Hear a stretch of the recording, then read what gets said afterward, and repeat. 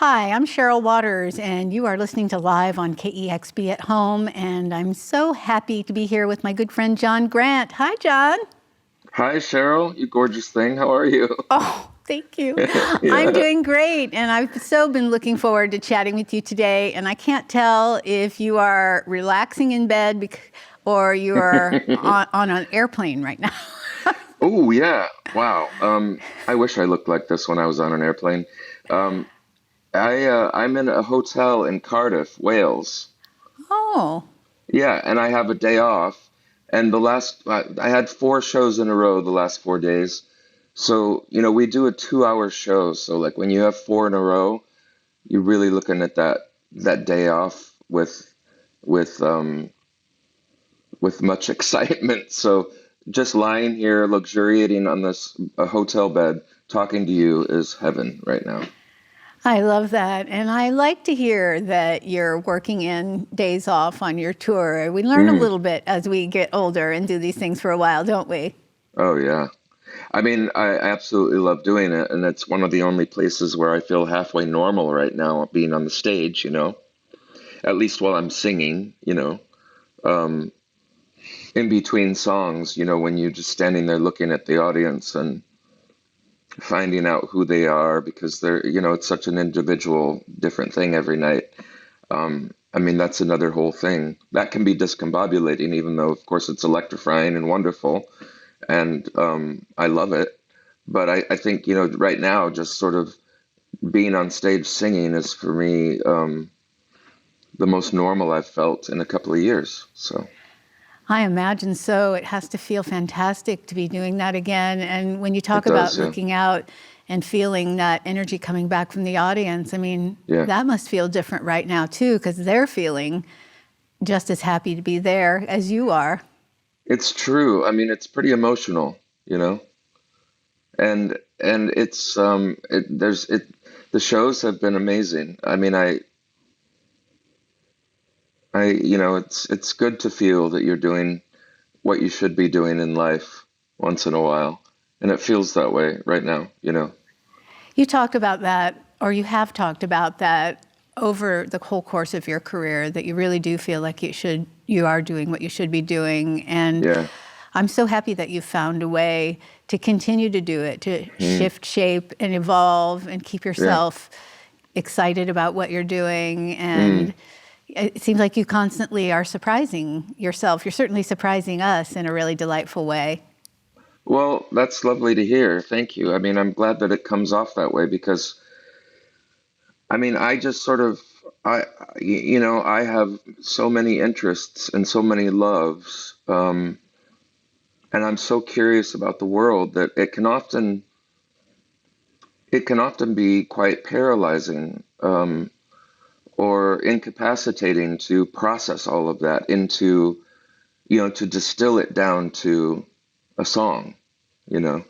And because there's so many sounds that I'm in love with and so many styles that I'm in love with. I mean, I genuinely love to sing Patsy Cline, but I get just as much joy from listening to a Skinny Puppy record, and everything in between, So, um, yeah, so I just sort of feel like an infant. I feel like a little baby in the world of music. I mean, I'm still, trying different things out with my voice and playing with my voice. And, I'm like nobody loves a vocoder more than I do, especially in a ballad, as you can hear on this record. And so, yeah, I think, I could be doing this for the next 100 years and never get bored because the possibilities are endless. You stay like Well, a curious child.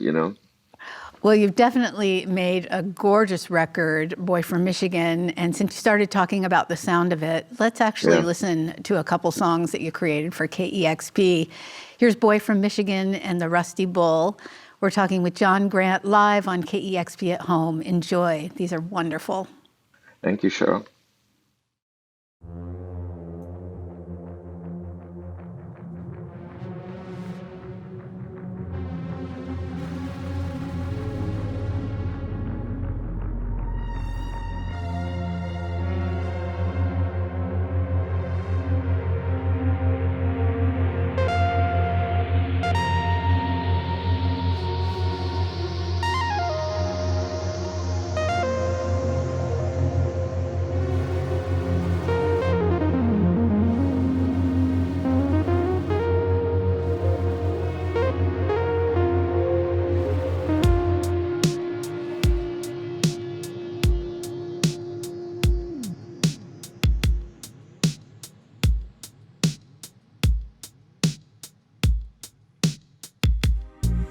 know my mom was so closer, but the Runker witch, that lady who I always thought was rich, and I considered her with awe and wonder when she came around. And in the summertime we went to Catherine Park, a place where you could have yourself a summer lark, spinning and spinning on the merry-go-round till the sun went down.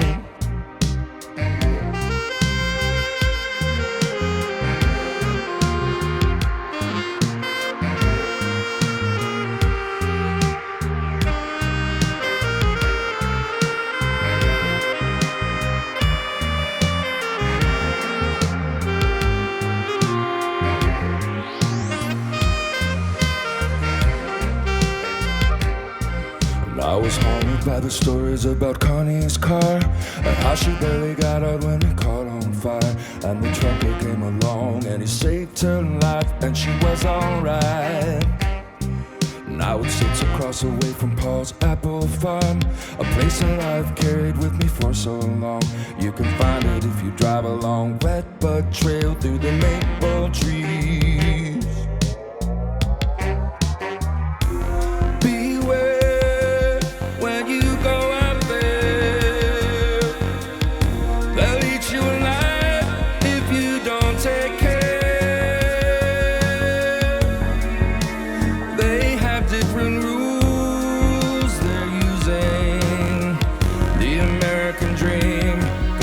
Scarring and some nasty bruising.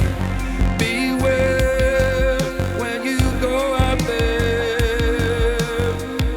They'll eat you alive if you don't take care. They're using different rules.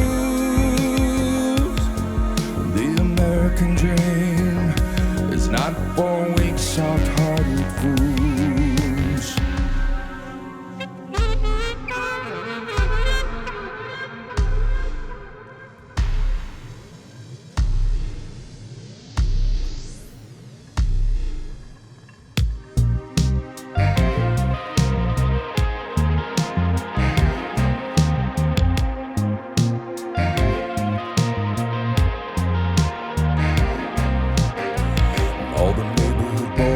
Them permanent waves, and we walked through the cemetery looking at all the graves. The Thompsons market for candy and pop, we did it almost every day. We used to look to see if we could find a patch of green as the winter came to a close and spring was blossoming. The ground was coming alive and it smelled so clean.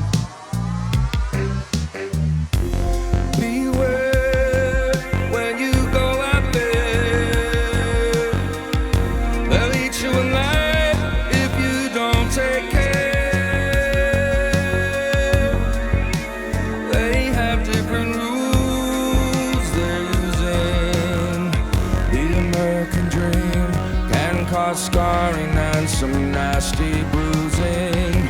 Beware when you go out there.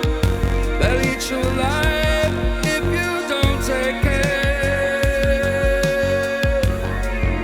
They're using different rules. The American dream is not for weak, soft-hearted fools. Scotty said, with some sadness in his voice, "You're just a simple boy from Michigan, and they'll be doing everything they can to win. So please, please don't ever let your guard down. And maybe someday you can come back here again."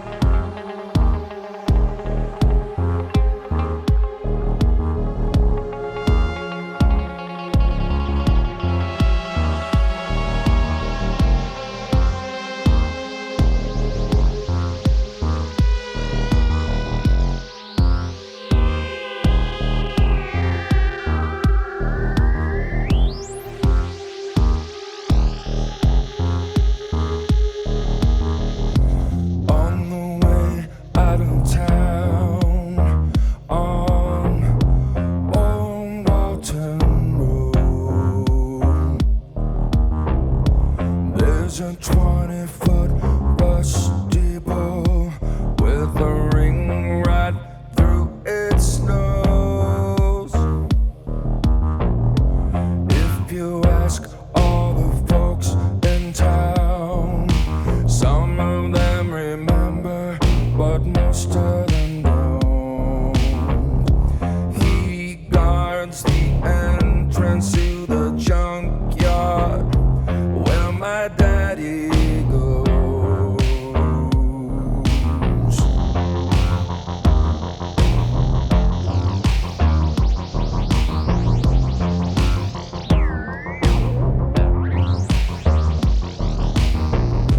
His eyes fill my heart with dread, and he visits me while I lie in my bed. He says, your daddy can't undo what's done. And 40 years later, I'm still trying to run. I wake her up in the middle of the night. I plead with her and I present my plight, but I see a weary melancholy in her face, and I understand that the bull is right.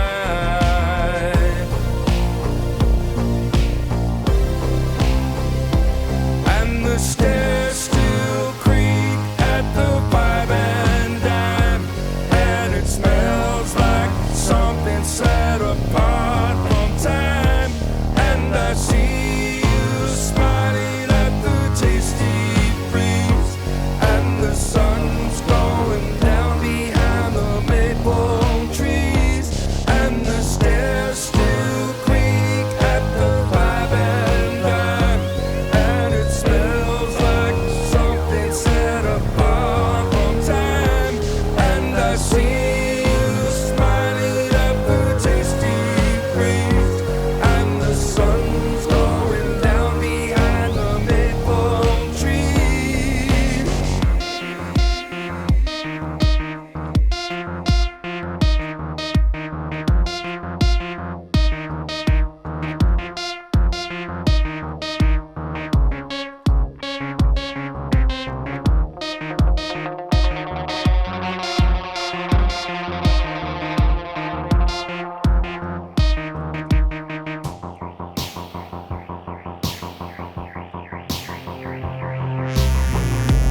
Now the bull stands under ice and snow, and the winter offers no reprieve. The moon is tangled up in the branches of the trees, and he won't let me leave. Spring is the promise that never came. The bull tightens his grip, and I curse his name. Now every morning is a harsh reminder that everything is the same.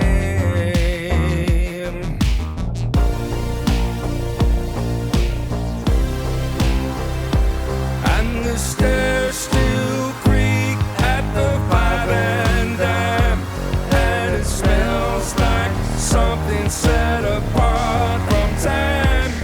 And I see you smiling at the tasty breeze, and the sun's going down behind the maple trees, and the stairs still creak at the 5 and dime, and it smells like something set apart from time.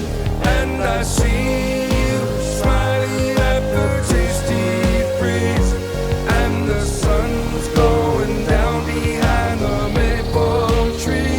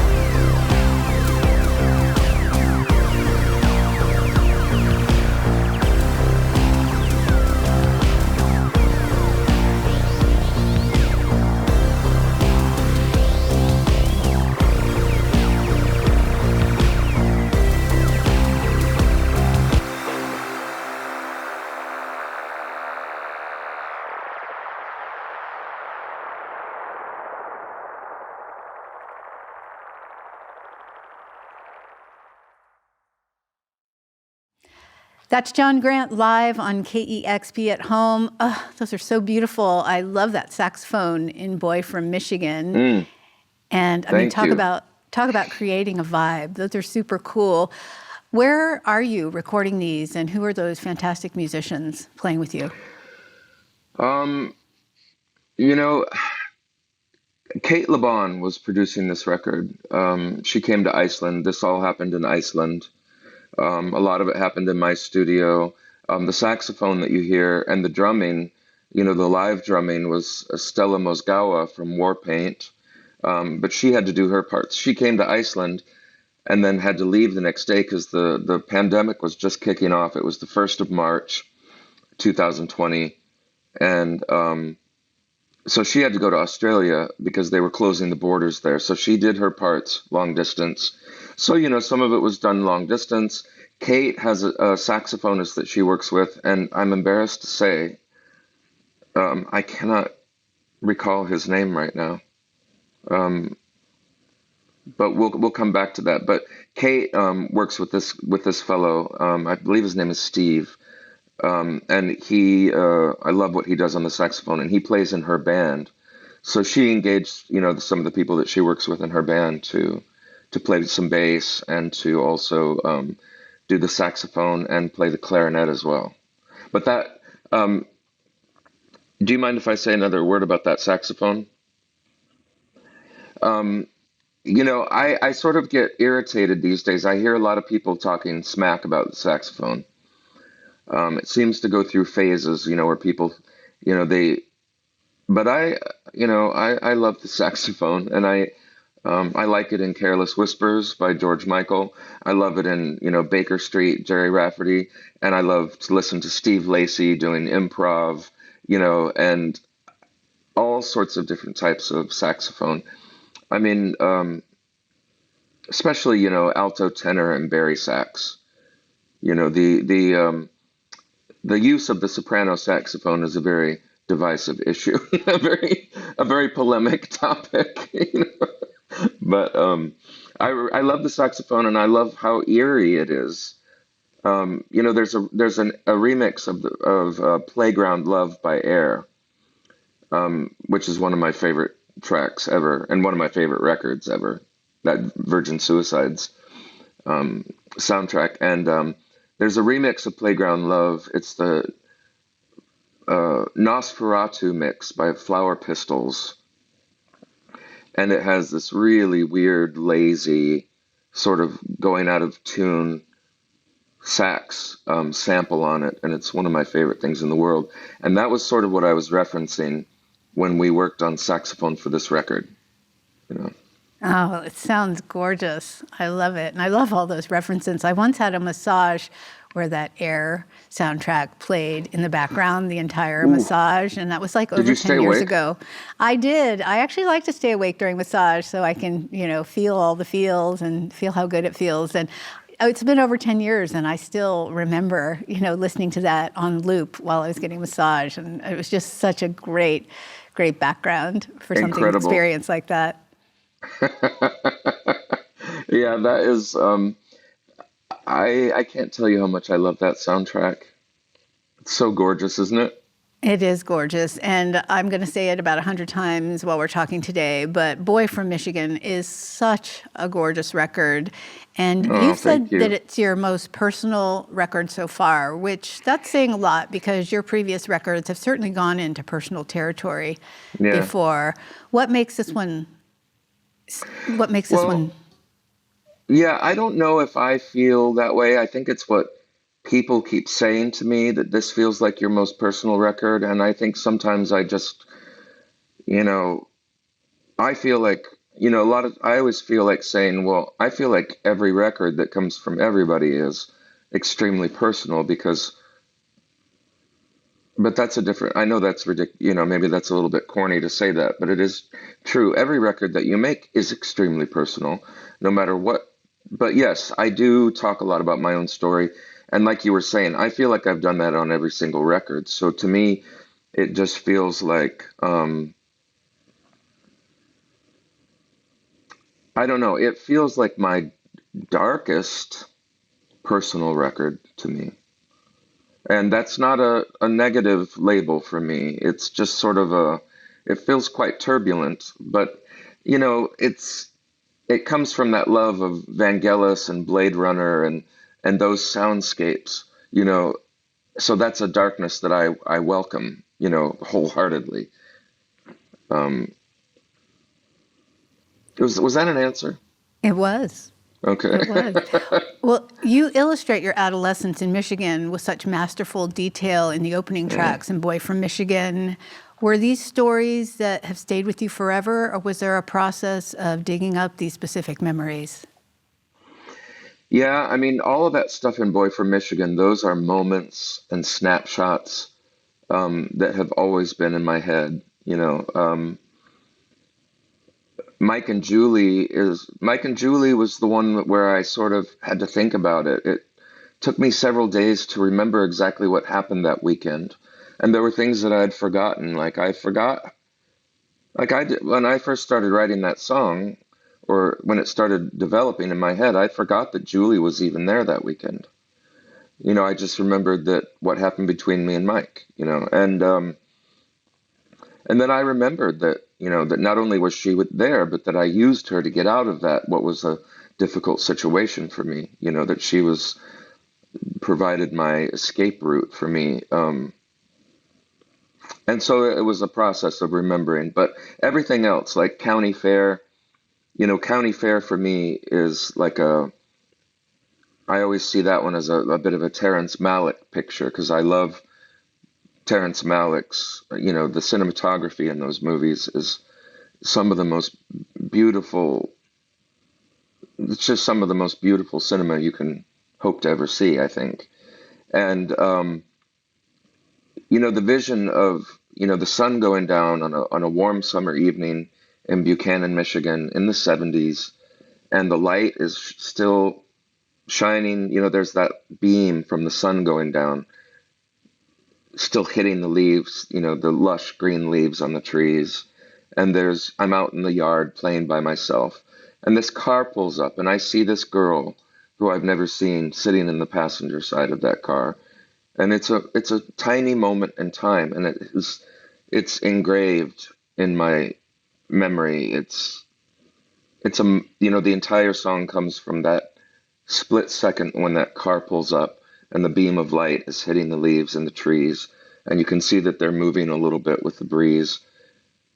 And and then all these memories of, staring at the zipper at the county fair and wishing that I could go on it, and, going to the fair, going to the county fair in Berrien, Michigan, which is where that was. Um, those memories are so precious to me because they're so unattached to the ugliness of the world. Well, it's interesting you would say that because you clearly experienced a lot of pain in your youth, but you can sense there was a lot of beauty as well, and you can hear Exactly. it. You can hear it in these songs and just the way Mm, that you describe them right yeah. now. I love Yeah, I that. mean, absolutely. I totally agree with you. There was like two movies going on at the same time, the realization that you're turning into a monster that has no place in society, but also, you know, and I mean that metaphorically, of course, but the beauty and the simplicity of, playing outside in the summertime or in the snow, or looking for, that line in Boy from Michigan is one of my favorites, where I say we used to play that game where we look for the first one to see a patch of green in the spring as the winter's coming to a close, because the snow, we used to look out the school window when you're just back in school, and you're looking out the window at the first snow, and we're all excited because you can't wait for it to start sticking. And everybody's like, "Is it sticking? Is it sticking yet?" And then it sticks, and it's there until March. There's just piles of snow until March. And then at the end of March or whatever, sometime that you start to see these little patches of green, and then the first person to see one, was sort of felt like he'd won, if you will. And that is such a beautiful precious, innocent memory for me. And I can smell the earth, the way the earth smells when the snow's melting and it's starting, the grass is, starting to poke up out of those little holes. And it's the most, I can remember that smell, and it's incredible. One of my musical heroes, Elton John, says that you paint pictures, portraits with your music and your songs, and that is so true. You do make a lot of cinematic references as well, but you are making art, visual art, with your music. Thank you. I love to hear that because I've sort of, I discovered Joni Mitchell quite late in the game for myself because I don't know, I wasn't able to access her because she was too big for me to access. And I thought, but when I discovered Ladies of the Canyon, and when I discovered, when I started watching interviews and her talking about how she sees herself first and foremost as a painter, and but she also sees music as painting portraits as well. That stuck with me a long time ago, but I sort of feel, I don't know that I mean, that's not really something that you can make happen for yourself simply because you've heard somebody say it. You have to, it's like cooking. I think about cooking a lot too. When you make a really good chili, there's, these incredible chefs out there who are able to cook in a way that allows the flavors to dance with each other and interact with each other in a way that they wouldn't if you didn't put in the time and have the understanding of what it takes for something to settle into itself so that it can truly be enjoyed the way it's supposed to be enjoyed. So I feel that way with music. I like to take my time. I like to layer things. I love, lots of layers. I also, there's always a conversation going on about space too, about naked space, because in order, like in cooking too, if you put too much stuff together it can get too crowded in there and then you taste nothing. And it's the same with music, that if you don't let it breathe and allow for space in the composition, then all of that noise that you're making, or all of those beautiful sounds, are for naught, because you haven't allowed there to be the moments of space for those different flavors, if you will, to poke their heads up and then dive back down into the mix. And so it is and it's something that as a cook, as a chef will tell you, it's something that you learn by doing it. You have to sit down and do it. Well, as you mentioned before, you worked with the great Kate LeBon on this record, who we love. I mean, everybody loves Kate. And That's true. I know that you're longtime friends, but beyond her talent as a musician and producer, was it particularly meaningful to work with her on this record, where you sort of dove into your childhood? Yeah, I mean, that's a difficult question to answer because I don't think that, Kate she doesn't share those moments with me, obviously, from my childhood, but I remember, Dandy Star, when I was writing Dandy Star, that really resonated with her because she was around horses, where she's from here in Wales. She's from around here, this area, Cardiff, I believe, quite near here. And unfortunately, she's not here right now. She was in Marfa, Texas when I talked to her the other day. But she really connected on a personal level with Dandy Star. But something that we have in common is that we both love sound. We both love sitting with sound and being with sound and allowing it to wash over us and taking time with it and letting it become what it needs to become. So it was quite special working with her because, one of the reasons that I wanted to meet her initially was because I love what she does and I love her taste. She's got great taste when it comes to, texture and structure and lyrical content, and she's got that beautiful voice. So it's a full package. So it was for me, I was talking to Nico Case, and she was saying to me something along the lines of, thank you for, you know, I think it's so exciting that you're bringing on a woman to produce your record because it doesn't happen a lot. And I just thought, yeah, I don't know. I hadn't thought about whether it happens a lot. I just thought it's a no-brainer for me to want Kate to produce my record simply because she's great at what she does. And, you know, everybody that makes music knows that just because you're friends with somebody doesn't mean that you should make a record together because it's a very difficult, strenuous, long task on a good day. There's a lot of joy and a lot of joyous moments involved, of course, but it's tough because you're getting. I mean, the stuff that I was delving down into, some of it was quite painful. It's something that you can't touch. You don't know if things are going to come the way that you expect them to come on a certain day. So there's a lot of uncertainty there, and you just have to show up and be ready to accept all the possibilities and be open to possibilities, right? So, but it was a good decision to work with Kate because she's quite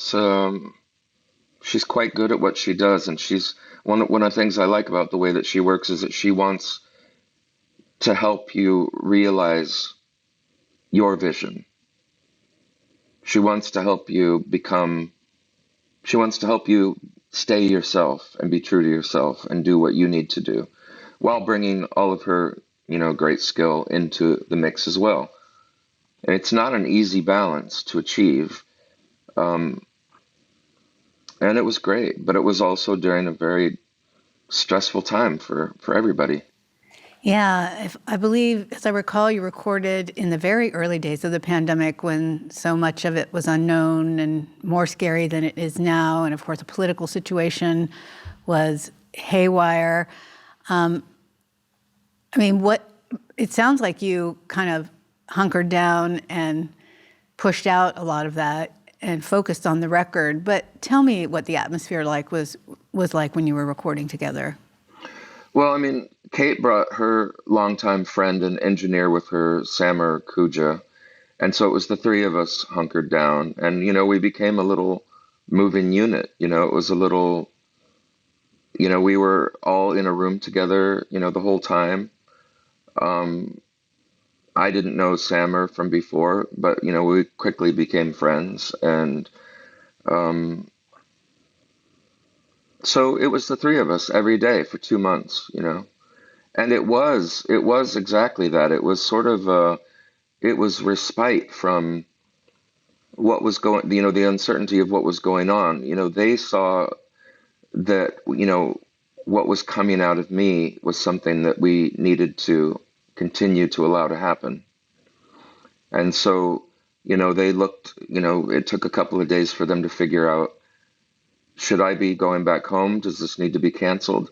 And then they saw that their schedules were being cleared up because everything was being canceled, and we were doing good work there in the studio. So it was relatively safe compared to a lot of other places where things were going quite nuts at the time.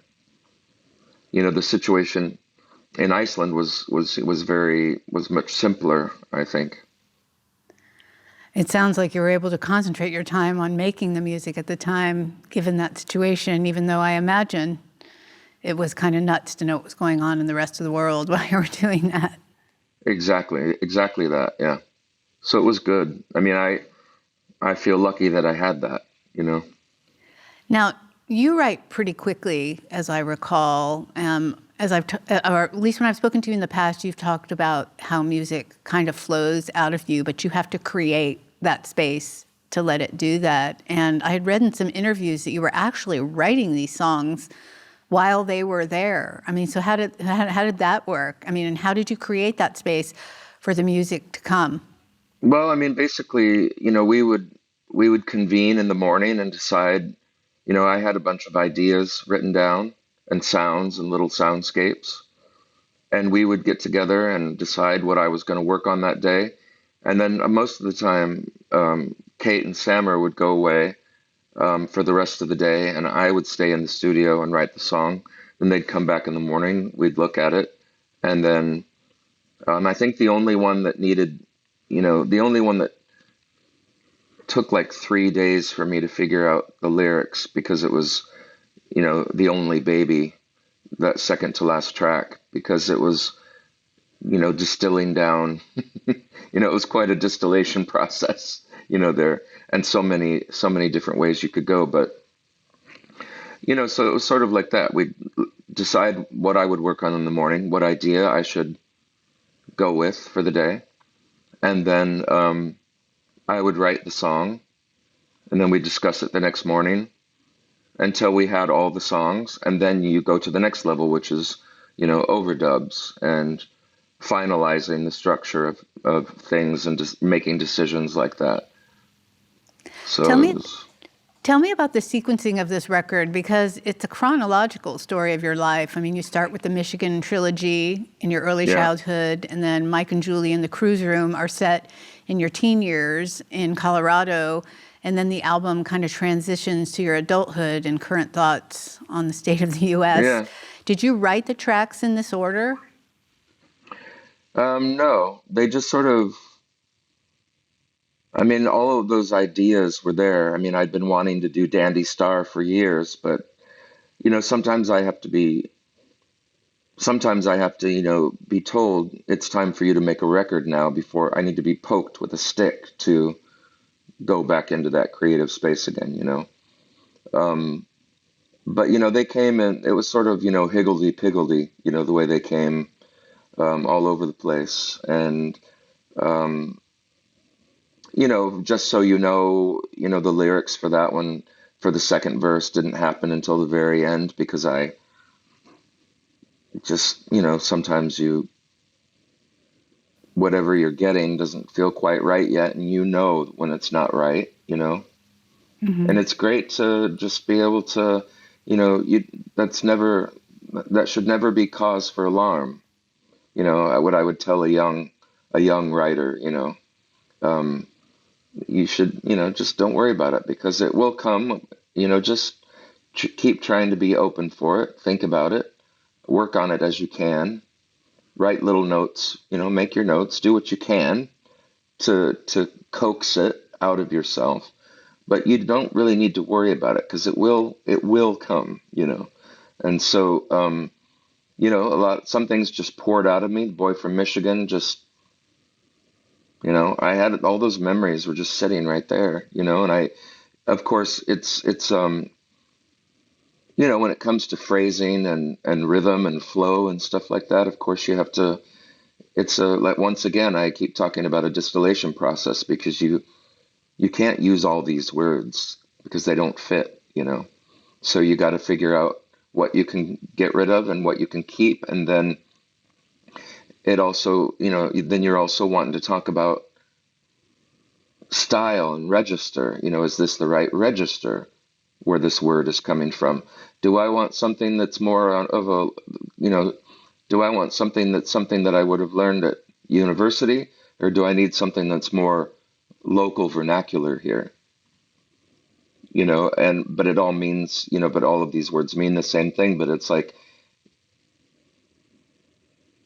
when I'm maybe speaking in the register of a child or talking about childhood, you don't necessarily want to use those, the university words, or whatever, So it's figuring out the style as well. So it's a real 3D project, you're coming at it from so many different angles. So it can take a while to finish a lyric. Sometimes it all pours out of you except for like that last little bit. And then it makes you wait for it.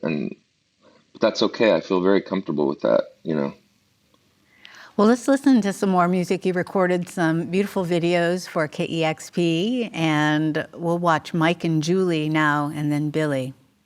Oh, great. It's John Grant live on KEXP at Home. Hey, everybody.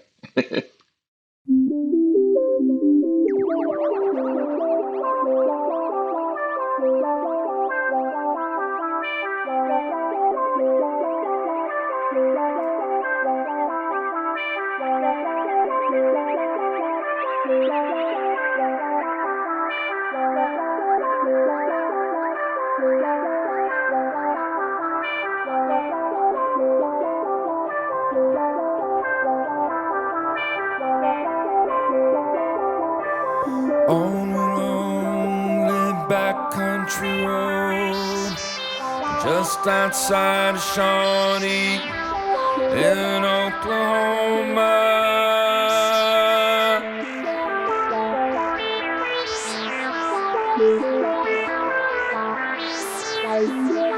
The bass line of our song on your cassette sounds like the storm clouds we see up ahead on the horizon.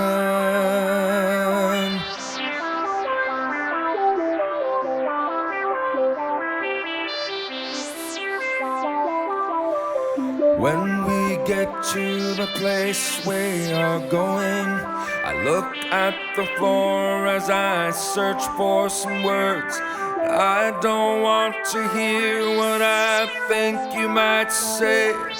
You know what you want and I'm much too afraid, and I only feel shame and that makes me feel rich.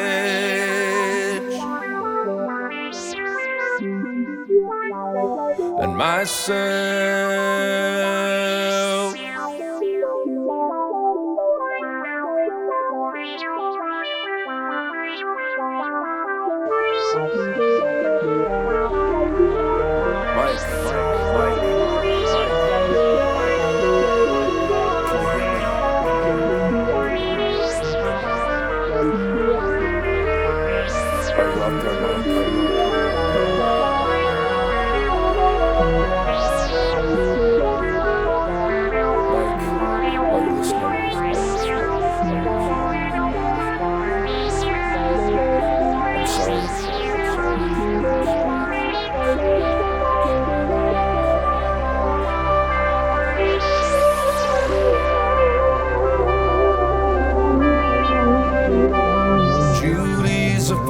Which must be reckoned with.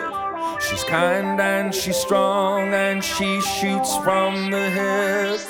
Her laugh is what you did not know you were missing. And if you are smart and try real hard to listen, you'll learn from her what friendship is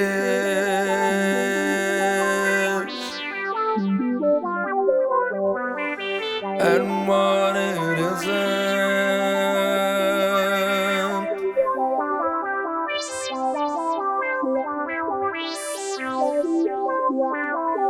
Now Julie is coming and she'll be here soon. She'll be my escape from the truth in this room. And I know that I can't run away all my life.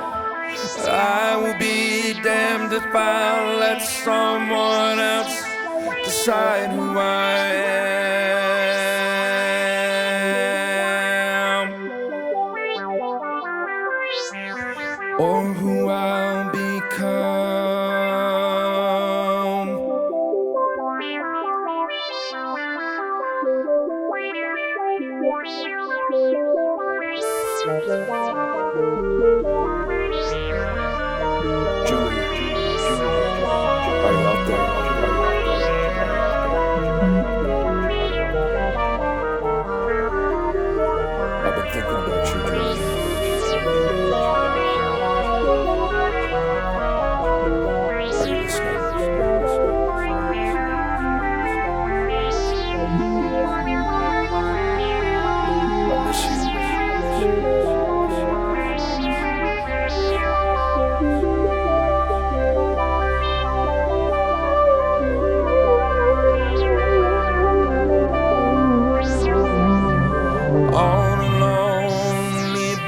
Country road, just outside of Shawnee in Oklahoma.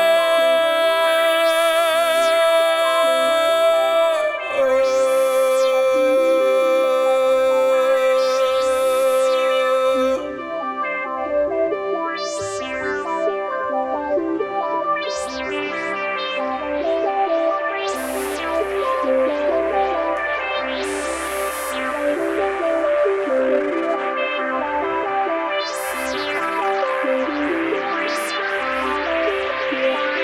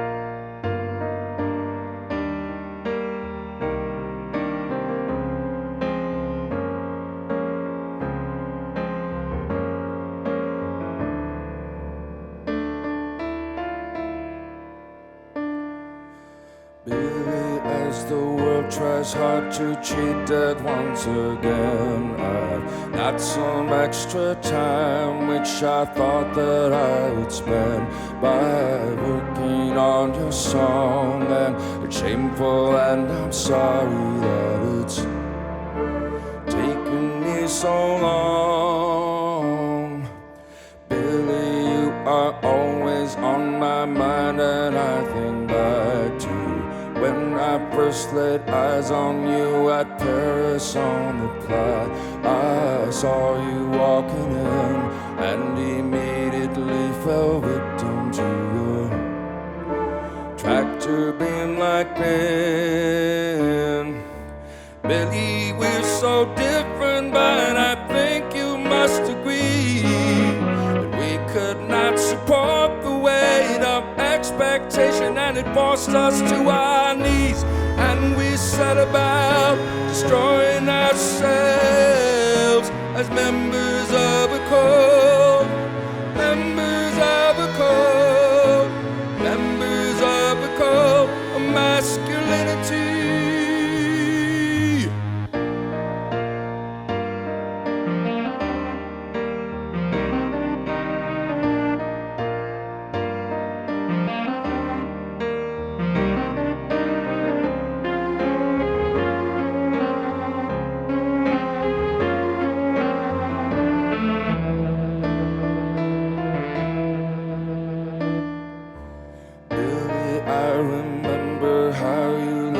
Stay at your place as a birthday gift. It was on the night of July 25th, and we both slept in the same bed. You didn't care, you let me know that you were not afraid. Billy, you have always made me feel like royalty, and I always looked up to you, and you always made me feel like I was loved. But then I had to walk away because I knew that I would follow you right to my own grave. Billy, we're so different, but I think you must agree that we're both disappointments to so many folks in this society. So we continue with the task of punishing ourselves. But maybe you don't think I'm weak, and maybe someday soon we'll speak just like we used to do when you were you and I was me. Billy, we're so different, but I think you must agree that we could not support the weight of expectation, and it forced us to our knees, and we set about destroying ourselves as members of a cult, members of the cult, members of the cult, members of the cult, members of the cult, members of the cult of masculinity.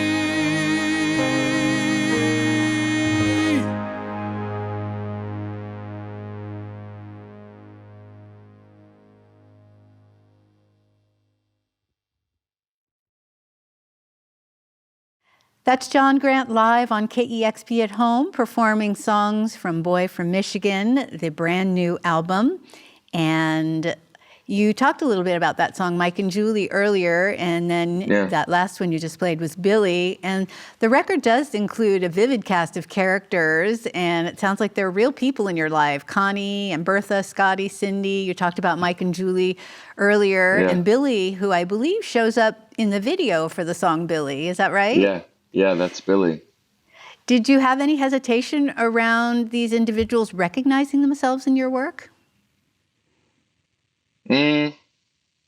Not really, because they could only, I'm not talking about people's last names or revealing, I did talk to Julie, actually. I mean, I hadn't talked to her in 30 years, when we talked, and she's one of my favorite people. She's always been one of my favorite people, but sometimes you lose touch with people. But she was delighted. She remembered that weekend, and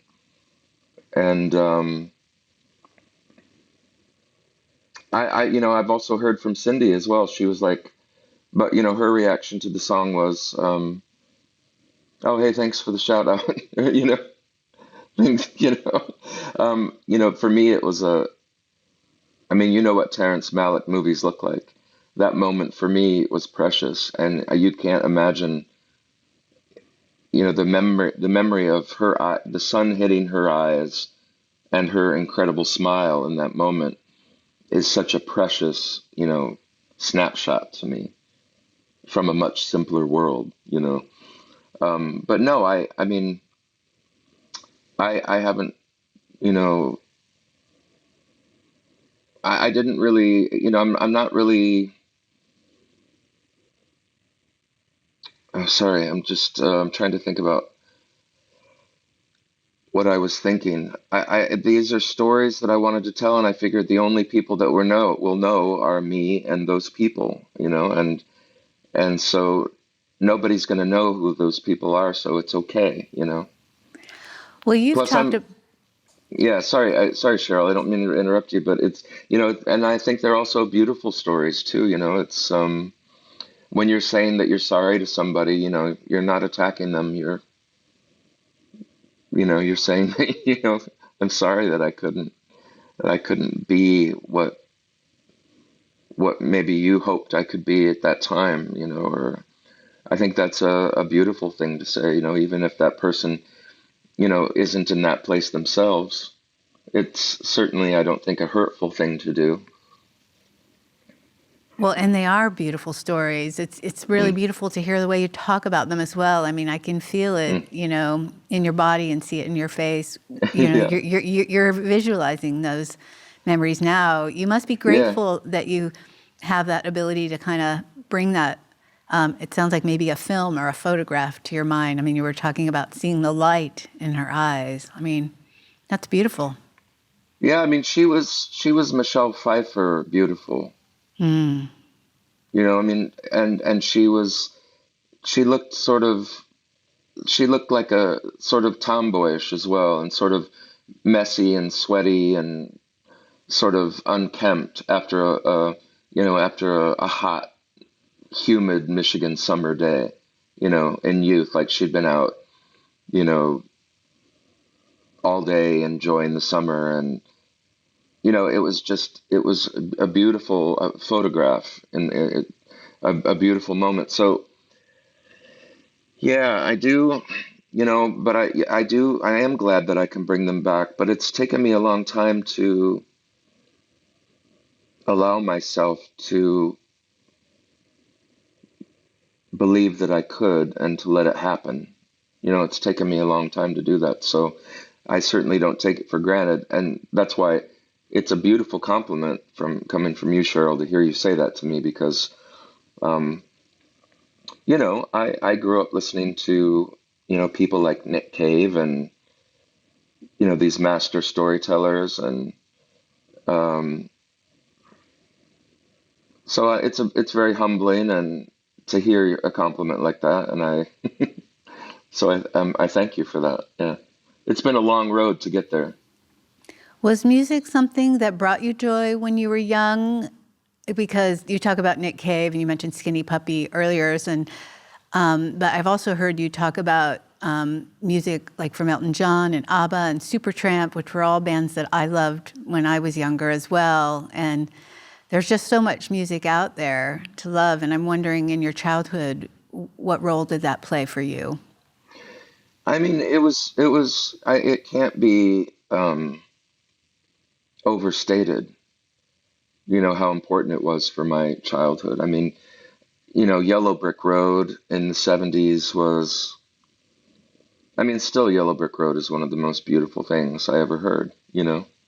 And, the court, and I guarantee you that the way I write songs, and the way that I have a classical background, and I love all types of music, but I guarantee you that that songwriting style that came from Supertramp, Breakfast in America, from ABBA, like Chiquitita on Voulez-Vous, and especially Eagle and Name of the Game and Take a Chance on Me from ABBA the album. Also, Earth, Wind and Fire, September. Olivia Newton-John was entering her bad girl phase at the end of the '70s. With Grease, and she really Grease, like what she turned into at the end of that movie was also who her public persona became in real life when it came to her music career, because she then released that record Totally Hot with the song A Little More Love. Do you remember that track? Oh, yeah. That's one of my all-time faves. I can't get enough of those. I mean, that chorus is off the hook, you know. You're But speaking my language here. yeah, I mean, everything, listening to Foreigner, Cold as Ice back then. My brothers were listening to Kiss and Nazareth, that Hair of the Dog record with Love Hurts on it. Incredible, Kiss, Beth. Remember listening to Beth and thinking, oh man, just as a little kid. I think that was off of Love Gun, wasn't it? Was Beth on Love Gun, or no, it wasn't on Love Gun. I I'm can't not remember. sure. Was it Destroyer? I can't remember now. Anyway, my parents were listening to Johnny Cash and Roger Miller. Roger Miller, I'd love to do a cover of Little Green Apples with, I think I keep trying to get Richard Hawley to do, sing Little Green Apples with me, or Nico Case, or, you know, um, Teddy Thompson is opening up for me on my current tour. And he and I have been talking about, the Everly Brothers, and we were going to do Kathy's Clown together, but we haven't really, it's like sometimes when you're on tour, you don't really want to work on other stuff when you're in between, while you're on the road. But he's been coming out on stage and singing a couple of my things with me at the end of the set. But, um, all of those things, those influences, hearing, Yes, and the group Yes, and all of the schoolhouse rock stuff, Blossom Dearie singing Figure Eight, which is one of the most beautiful things that was ever created in this galaxy. Do you remember that, Cheryl? Yes, I do. I mean, all of those things inform, what my music is and is continuing to become. And then, of course, Vangelis comes into it, and the new romantic, new wave stuff, everything from Aha to, the glory of The Cure and New Order and Bauhaus and Susie and the Banshees and Blamage and Visage and Skinny Puppy and Frontline Assembly and Ministry and Pet Shop Boys and Culture Club, um, all of that stuff, Psychedelic Furs, um, and so many more that I'm forgetting in the moment. Oh, Kate Bush. I mean, we my could have, could do a cheeks whole are show about, Kate Bush. my cheeks are hurting from smiling so big right now, talking Yeah, about all this music that I love. Well, you just yeah, mentioned being out on tour and not wanting to add too many new songs to your repertoire, and that made me yeah, think of, I think it was in an interview you did with Elton John, where you talked about the realization of you write the songs and then you record them, but you really learn how to sing them when you go out on tour. Is that what you're doing now? absolutely, absolutely, yeah. And I just feel like I'm just now getting into the groove, and tonight's our last show until the end of November, and I'm really bummed about that because things are still getting switched around, and there's nothing to be done about that. That's just the way it is. But when you get into a groove on tour and you feel that you're really starting to gel with the people that you're on stage with, and that the songs are becoming what they were meant to become, um, that's an exciting feeling. And that's what's happening now. We're still in the early stages of that, but we're just now hitting our stride with a lot of these new songs. So, I mean, I do 2 hours every night, and it's hard to It's hard to pick a set. There's a lot of, I wish I could do more, but I also have to think about making sure that I can sing the next night. Yeah, you do. Be careful now. Don't Yeah, overdo it. no. And I've thought about asking Teddy to do Angel Eyes, from ABBA, that slow Oh, yeah. country style version that I do. And we might do that, who knows? But I don't know. Do you know Teddy at all? Have you I'm talked to not Teddy overly before? familiar. I do know who he is, but Yeah, that's what I love. Every time I talk to someone, I discover someone new to do a deep yeah. dive in. I mean, listening to him every night before I go on stage is very healing for my heart. I mean, that guy has got some pipes. It's a beautiful thing. So, yeah, I don't really want to go home right now, but yeah, Oh, that's great. it'll the next shows will be coming around soon enough.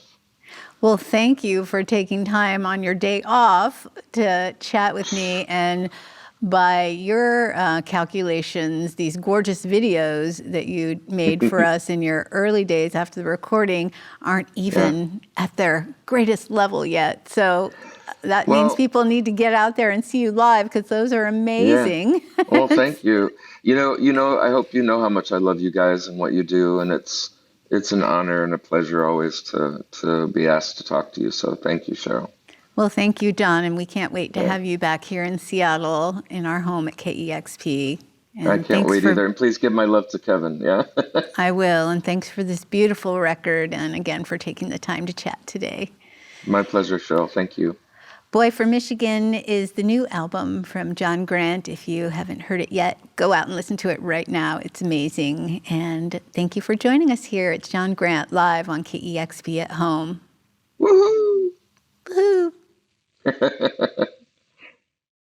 Discover new music at listenerpowered KEXP.org.